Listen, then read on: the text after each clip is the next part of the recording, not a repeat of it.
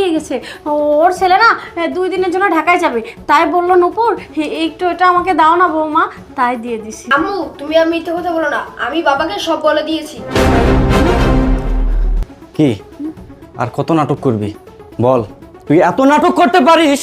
তোকে তো cinema chance দাও শয়তান।